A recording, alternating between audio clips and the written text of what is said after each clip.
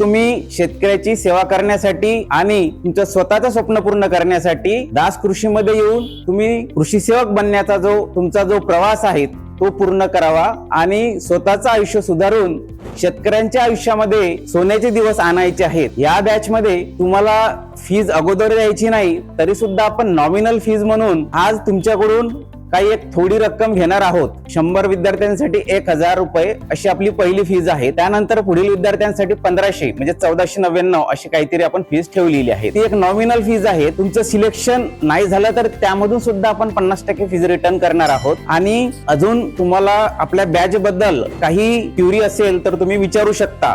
बॅचची fees आहे तुम्हाला ती तुमचं सिलेक्शन झाल्यानंतर पूर्ण करायची आहे। ती 16000 फीज राहतील। तुमचं आफ्टर सिलेक्शन म्हणजे सिलेक्शन झाल्यानंतर तुम्हाला ती द्यायची आहे। सध्या तरी तुमच्याकडून कोणती फीज घेणार नाही, फक्त नॉमिनल फीज लागेल, कारण ती तुमच्याकडून अभ्यासामध्ये तेवढा सिरियसनेस आणायचा आहे आणि आम्हाला पण हे सगळं चालवण्यासाठी तेवढी फीज घेणं गरजेचं आहे। मध्ये या सगळ्या दास कृषीच्या गॅरंटेड बॅच मध्ये तुम्हाला लेक्चरशिप जे आहेत आपली ते स्वतः मीच घेणार आहोत। सगळे विषय कृषी सेवकचे आपले कृषी घटक आणि त्यामध्ये टेस्ट सिरीज किंवा मेंटॉरशिप किंवा ग्रुप डिस्कशन अजून किंवा मग शॉर्ट ट्रिक्स या सगळ्या बाबी आपण अंतर्भाव केलेला आहे। मुळात म्हणजे तुम्हाला कृषी सेवक घडवण्यासाठी जो अभ्यासक्रम किंवा जे आपल्याला करायचं आहे ते सगळं आपण करून घेणार आहोत।